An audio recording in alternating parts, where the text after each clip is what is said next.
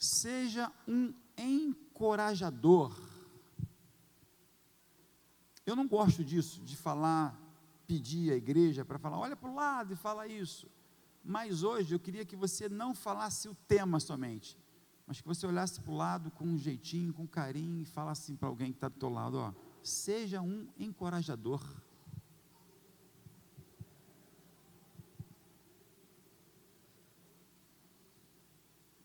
Você falou para alguém que está ao seu lado, amém ou não amém? Agora vamos recitar o tema. Qual é o tema? Seja um encorajador. Está na Bíblia, está na palavra do Senhor. 1 Tessalonicenses, capítulo 5, versículo 11. Obrigado.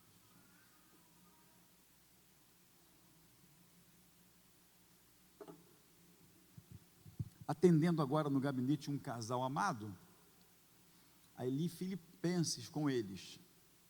Aí um deles, né, parte do casal, perguntou assim, onde é Filipenses mesmo? Aí eu falei, ó, os enses ficam sempre juntos, Filipenses, 1 Tessalonicenses, 2 Tessalonicenses, Colossenses, achou um ense, achou o outro, sempre vão estar juntos, os enses, Filipenses, Colossenses, 1 e 2 Tessalonicenses. Esse é 1 Tessalonicenses, a primeira carta do apóstolo Paulo à igreja de Tessalônica. Tessalonicenses eram os membros de Tessalônica, uma cidade chamada Tessalônica. Lá tinha uma igreja no início do século, e eles eram chamados de Tessalonicenses, porque eram cristãos da igreja de Tessalônica. E Paulo, nessa primeira carta, ele diz assim, ó, pelo que exortai-vos uns aos outros, e edificai-vos uns aos outros, como também o fazeis. Na outra versão diz assim, portanto, encorajai-vos, o consolai-vos, tem a ideia também de encorajar. Portanto, encorajai-vos uns aos outros, e edificai-vos reciprocamente, como também estáis fazendo. Apóstolo Paulo escreve essa carta para motivar os crentes ali de Tessalônica a continuar encorajando, motivando, exortando, ajudando uns aos outros. Essa é uma carta viva para nós hoje. Não é uma recomendação somente do apóstolo Paulo para Tessalônica, é uma recomendação do Espírito Santo de Deus para a igreja dele. Encorajai-vos uns aos outros. Por isso o tema é, seja um encorajador. Porque de repente você vai ver alguém fraco do seu lado, desmotivado, por algum motivo, causado por alguém, ou talvez pelos seus próprios sentimentos, ou pela sua visão deturpada, pela sua audição agravada, algum momento externo ou interno trouxe uma desmotivação de caminhar, trouxe algo assim de desânimo, de fraqueza mesmo. Isso acontece, e é natural acontecer em qualquer igreja. Então, se você perceber isso, você precisa encorajar, motivar alguém a continuar nessa caminhada de fé cristã. O que é ser um encorajador? É alguém que passa coragem, alguém que dá coragem. Se você não é um corajoso, se você não tem essa visão de ser um encorajador, você precisa buscar isso em Deus. Senhor, dá-me coragem. E o apóstolo Paulo também fala que Deus não nos deu espírito de covardia, mas de coragem e de força. Então você pode pedir um espírito de coragem, para você ter coragem para continuar na caminhada e ser um corajoso, e ser alguém que vá motivar alguém na caminhada ao seu lado. Então, por isso, seja um encorajador.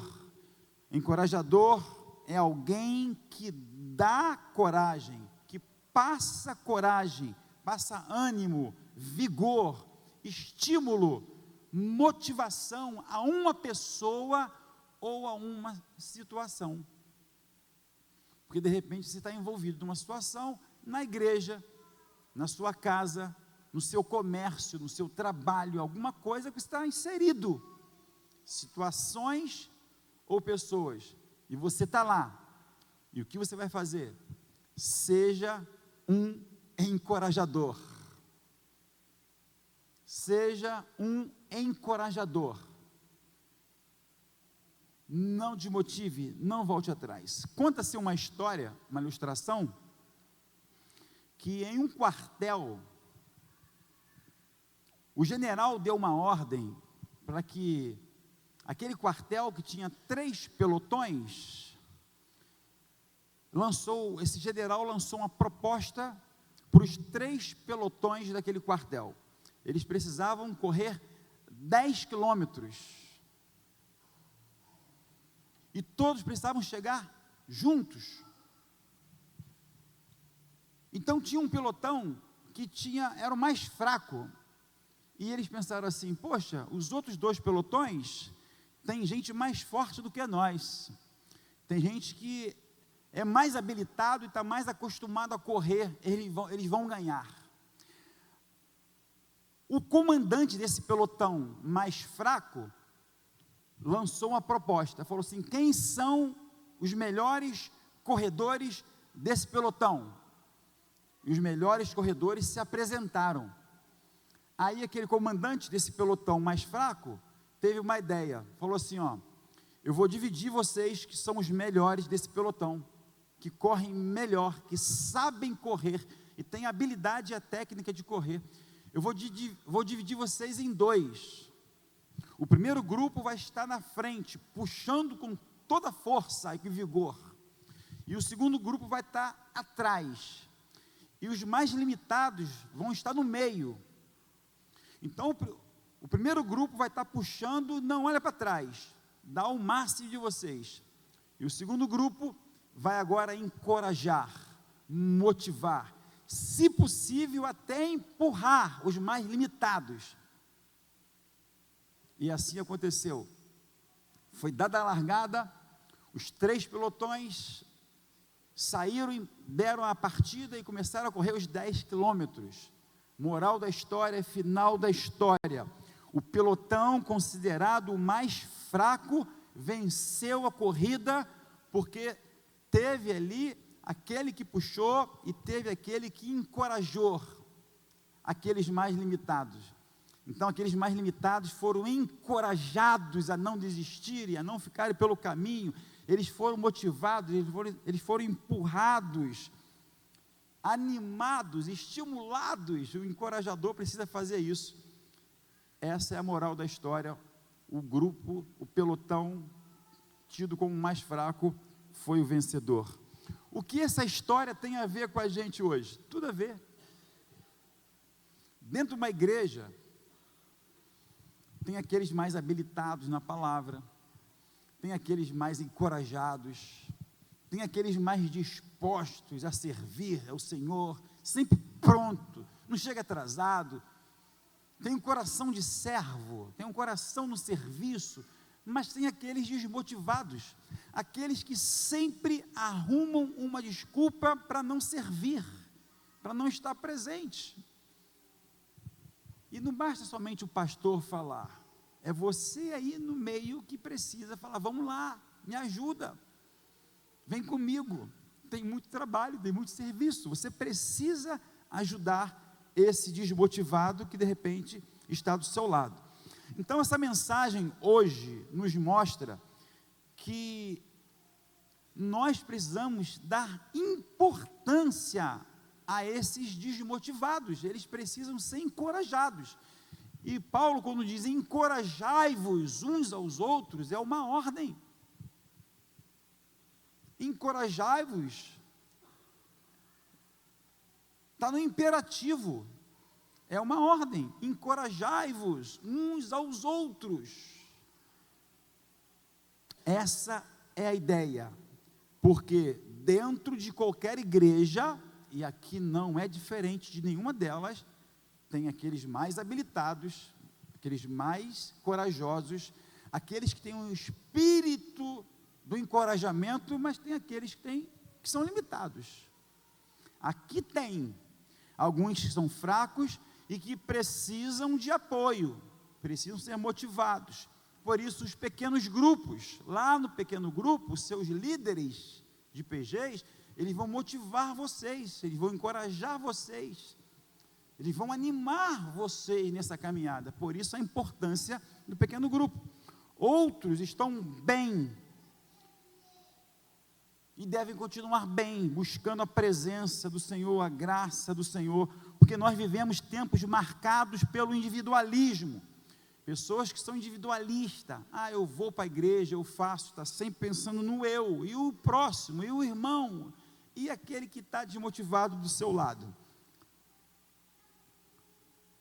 Paulo, o apóstolo, ao escrever aos Tessalonicenses, ele está incentivando os membros a viverem uma fé marcada pela mutualidade, pela ajuda mútua, uma fé que se apoia, consola e fortalece o outro. O encorajamento mútuo, preste atenção nisso, igreja e amigos visitantes. O encorajamento mútuo é o oxigênio espiritual da comunhão cristã. Se você não respira isso, você não entendeu o que é ser crente. Se você não está respirando isso, você não faz isso, você não entendeu ainda o que é ser um discípulo de Jesus. Você precisa motivar aquele que está desanimado do seu lado, aquele que desanimou, aquele que não quer vir mais à igreja, aquele que se chateou por algum motivo, saiu, aquelas famílias que estão sofrendo com as suas necessidades, com as suas realidades, com as suas circunstâncias familiares. Se você tem conhecimento disso, se apresente, se apresente. 3 coisas bem objetivas vamos aprender aqui com esse versículo, somente um versículo. A primeira coisa, qual é o contexto dessa exortação? Por que Paulo está agora sendo usado pelo Espírito Santo para escrever essa carta para essa igreja? Qual o motivo? Qual o contexto? Esse é o contexto, vou falar para vocês. A igreja de Tessalônica, aqueles nossos irmãos cristãos, lá no início do cristianismo, eles estavam enfrentando perseguições. Os crentes daquela época estavam sendo decapitados, presos. Os apóstolos tinham sido mortos, decapitados, cristãos sendo aprisionados, jogados aos leões, a feras. Dizer que era crente era risco de morte, não é risco de vida, é risco de morte. Então Paulo está aqui, vocês precisam ter coragem para enfrentar essa circunstância, esse sistema, e não é diferente hoje. Esse sistema político está podre, falido, degenerado, a violência, oramos aqui no início, aqui do nosso lado.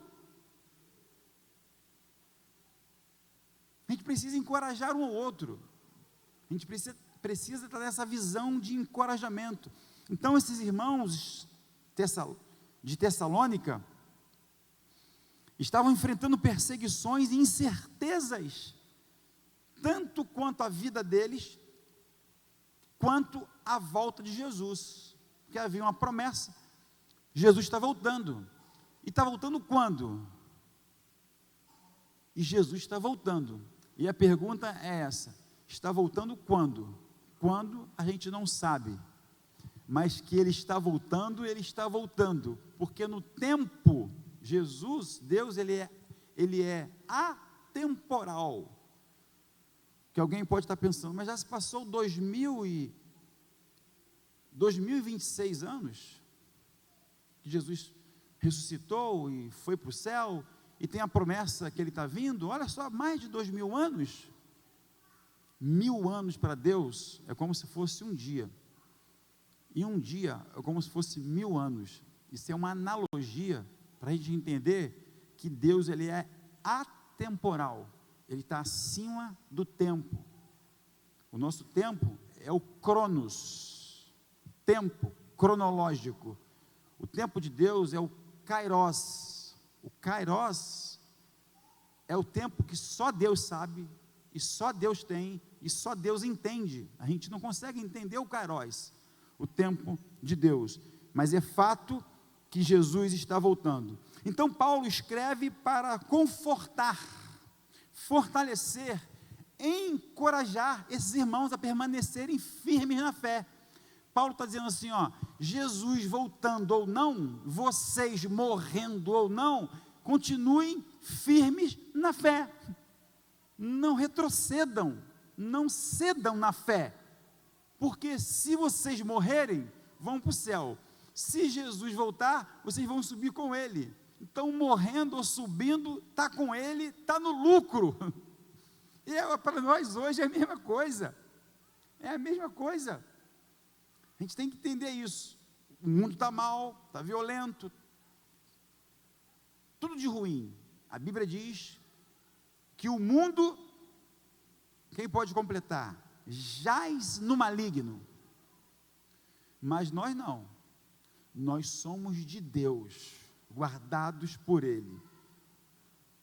Quer vivamos, quer morramos, somos do Senhor. Mortos ou vivos, somos do Senhor. Então Paulo exorta para que um esteja pronto para consolar na hora do luto, confortar na hora do aperto, encorajar na hora do desânimo. E essa palavra é para mim hoje, é para você hoje. Quem sabe você tem alguém dentro da sua casa desmotivado. Quem sabe você tem um filho desmotivado. Quem sabe o seu pai está desmotivado. Quem sabe a sua sogra está desmotivada. Até a tua sogra você tem que motivá-la e encorajá-la, sabia? Isso é papel do cristão. Vocês estão rindo por quê?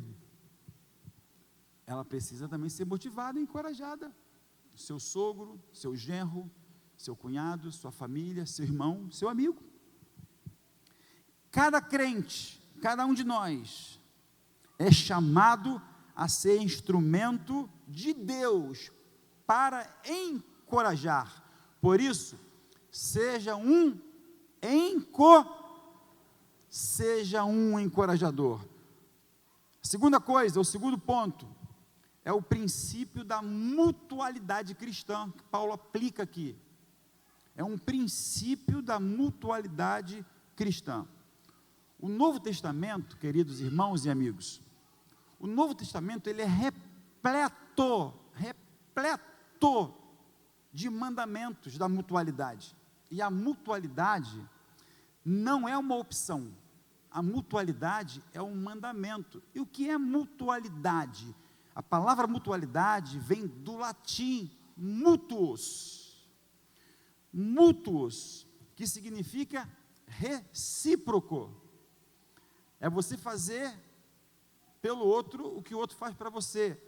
A reciprocidade é você ajudar um ao outro, abraçar um ao outro, encorajar um ao outro, orar um pelo outro. Quer ver um dos mandamentos? Da reciprocidade, da mutualidade, que Paulo mesmo nos exorta a fazer? Todas as vezes que vocês encontrarem na Bíblia, uns aos outros, essa palavra assim, uns aos outros, isso é a lei da mutualidade. Por exemplo, amai-vos uns aos outros, não é uma opção, é a lei da mutualidade, da reciprocidade. Você tem que amar e ser amado. Amai-vos uns aos outros. Uma outra, levai as cargas uns dos outros. Orai uns pelos outros, uns pelos outros, uns aos outros. Sempre essa palavra é uma palavra da mutualidade. Vocês já ouviram falar, orai uns pelos outros? Já ouviram? Até quem não é crente já ouviu isso. É bíblico. Está lá em Tiago 5,16. É uma mutualidade. Orai uns pelos outros. E Paulo está nos chamando a atenção para esse princípio da mutualidade. Encorajai-vos uns aos outros, consolai-vos uns aos outros, animai-vos uns aos outros. É uma lei, é uma obrigação nossa como cristão. A palavra mutualidade, já falei aqui, ela significa reciprocidade. A vida cristã é uma estrada de mão dupla, porque enquanto abençoamos, somos abençoados. Quando nós oramos uns pelos outros, alguém vai lembrar, o pastor ora por mim, o irmão ora por mim, então eu vou orar por ele. Orai um pelos outros. Se você não ora por ninguém, ninguém vai orar por você. E se você planta a oração, você vai colher a oração. Se você ora pelas pessoas, as pessoas vão lembrar de você. Orai-vos uns pelos outros. O crente maduro, o discípulo de Jesus maduro, ele não pensa apenas em receber, ele pensa em dar, porque a Bíblia diz que é melhor dar do que receber. E o contexto aqui do tema qual é? Não é encorajar? Encorajai-vos uns aos outros. E como que um discípulo maduro não tem coragem? Se um discípulo maduro não tem coragem, ele não é maduro. Ele pode ter muito tempo de membro de igreja, mas se ele não tem esse princípio do encorajamento, ele não aprendeu ainda. Ele precisa aprender esse princípio do encorajamento. Ele precisa saber encorajar, motivar, animar aqueles que estão fracos, desanimados. Então, o discípulo maduro precisa pensar em dar, e você não pode dar o que você não tem. E se você está pensando assim, poxa, eu tenho tanto tempo de igreja, e eu não motivo ninguém, eu não encorajo ninguém, então peça a Deus, Senhor, dá-me coragem, dá-me esse senso, desperta no meu coração, para eu poder encorajar alguém. Eu conheço alguém que está tão fraco, tão desanimado, mas eu não tenho coragem, olha só, eu não tenho coragem de animar, eu não tenho coragem de mandar um zap, uma mensagem, eu não tenho coragem de ir lá visitar. Você está negligenciando esse princípio da mutualidade. Se você sabe que tem alguém fraco, precisando de um abraço, abraçai-vos uns aos outros, visitai-vos uns aos outros, orai uns pelos outros, animai-vos uns aos outros. Então você precisa fazer isso. O reino de Deus é feito de pessoas que se edificam, que se encorajam uns aos outros em amor. O cristão maduro, ele vive para servir. Ele tem esse senso, olha, eu sou um cristão e o meu Senhor desceu do céu para me servir. O próprio Jesus falou que ele desceu e ele veio para servir e não para ser o quê? Servido. Nós não somos seguidores de Jesus? Sim ou não? Sim ou não, igreja? Então nós precisamos ter esse princípio. Eu preciso aprender a servir. E eu posso servir encorajando. Eu posso servir mandando uma mensagem, olha só, mandando uma mensagem de encorajamento.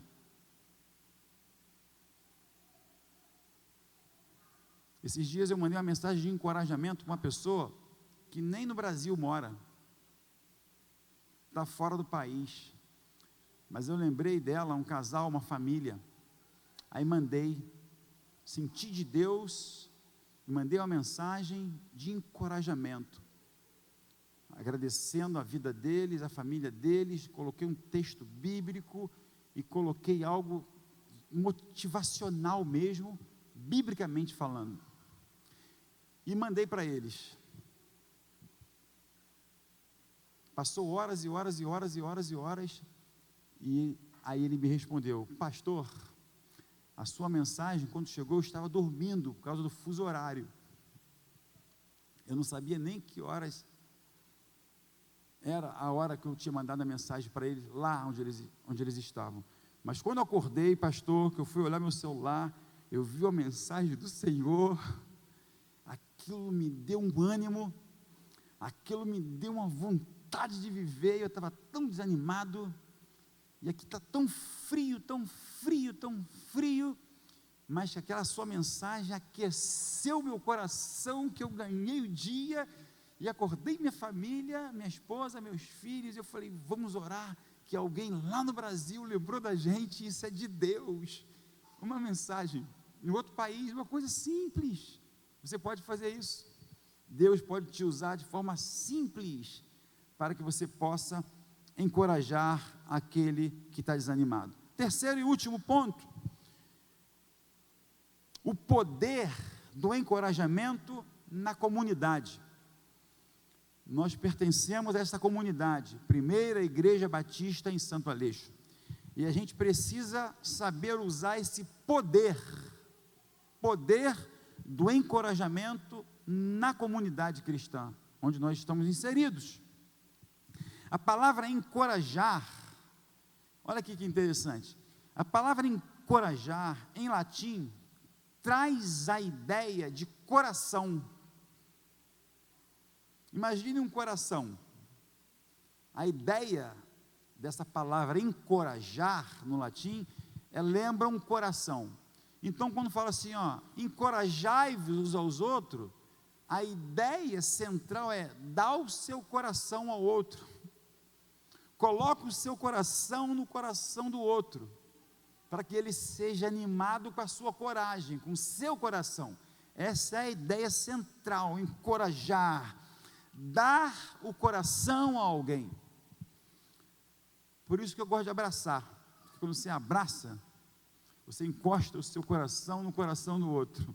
Às vezes um abraço é um abraço de encorajamento, um abraço faz a diferença. Então, encorajar é reacender a fé, é renovar o ânimo e transmitir esperança para quem está do seu lado. Para quem está do seu lado, dentro da igreja, comunidade, dentro da nossa comunidade.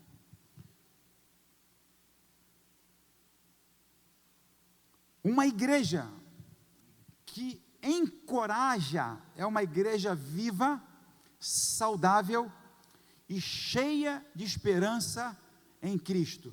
Ao contrário disso, uma igreja que não encoraja é uma igreja morta espiritualmente, que vive numa inércia, numa letargia e que vive mecanicamente subindo e descendo rampa, subindo e descendo escada, levantando mão e cantando música sem propósito. Sem propósito. Nós temos que ter propósito. E um dos propósitos do discípulo é encorajar aquele que está desanimado.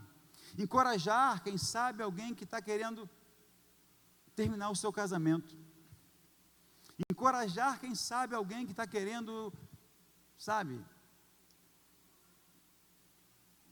entregar a vida, sem ânimo para viver. Encorajar alguém a continuar firme na fé. Encorajar alguém a continuar no seu trabalho, encorajar alguém a estudar, encorajar alguém a passar num concurso público, encorajar alguém a tentar outros cursos, se especializar, encorajar, motivar alguém a ter uma outra renda financeira. Verdade. Motivar alguém a sair da cama, sair da rede, sair da inércia e trabalhar. Motivar alguém, encorajar alguém, essa é a ideia. E repito, uma igreja que encoraja é uma igreja viva, saudável e cheia da presença de Cristo, porque Cristo é o fundamento e Ele é o cabeça da igreja. Aplicações práticas para o encorajamento, para a gente fechar aqui. Use palavras que edificam. Não use essa retórica mundana. Vou fazer uma crítica, mas é uma crítica construtiva, tá? Aí você prepara a pessoa para arrebentar com ela. Vem uma hipocrisia antes. Vou fazer uma crítica, mas é uma crítica construtiva. É construtiva nada. O que vem depois que é a verdade. Você só preparou. Você preparou a pessoa para ouvir a verdade que você quer falar, e às vezes arrebenta a pessoa. Para que você vai criticar? A pessoa já está desmotivada, a pessoa já está cansada. Você vai agora preparar uma pessoa para receber mais uma espetada, mais uma bronca, mais alguma coisa no coração. Então, use palavras que edificam, que encoraja, que leva ânimo. Use palavra de bom ânimo, bom ânimo. O próprio Jesus falou assim, tem de bom ânimo. Sim ou não? Vocês lembram disso? O próprio Jesus falou, tem um bom ânimo. Jesus está nos encorajando. Não perca o ânimo, tenha um bom ânimo. Eu venci o mundo, eu venci a morte. Tenha um bom ânimo. Esteja presente na vida dos irmãos. A presença é um poderoso encorajamento. A presença, somente a presença. No luto, por exemplo, a pessoa morreu, está enlutado, vá lá. Mas vou falar o quê? Não precisa falar nada. A sua presença lá, ela vai dizer, caramba, você veio, você está aqui. Você veio me dar um abraço? Sim, vim só te dar um abraço. A sua presença encoraja, a sua presença motiva. Então esteja presente, líderes, esteja presente, igreja, nos cultos, nos PGs, nos congressos, nos retiros. Esteja presente. Ore intercedendo pelos que estão fracos e abatidos na fé. Sirva com amor, lembrando que pequenos gestos no reino de Deus têm grande impacto no céu. Pequenas coisas. Vamos orar? Que eu esteja aqui hoje sendo usado para te encorajar, e que você saia daqui hoje encorajado, não por mim, mas pela presença do Todo-Poderoso, aquele que é Senhor do céu e da terra, que tem todo o poder, e que pode levar um ânimo específico para a sua alma.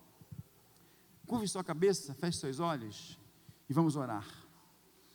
Senhor, em nome de Jesus, ensina-nos a viver o verdadeiro espírito da comunhão, que sejamos instrumentos de encorajamento uns para com os outros, portadores da tua paz, mensageiros da tua presença e da tua esperança, meu Deus.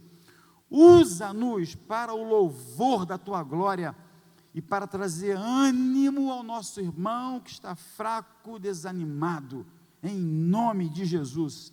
Use a nossa vida, use nossas palavras, nossos braços, nosso abraço, nosso olhar, use tudo em nós, para o louvor da glória do Senhor e para encorajamento dos nossos irmãos dentro da nossa comunidade. Assim oramos, Pai, em nome de Jesus. Amém e amém.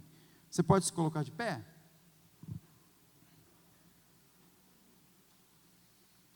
Nós vamos... Você falou aquela hora para alguém? Seja um encorajador? Falou?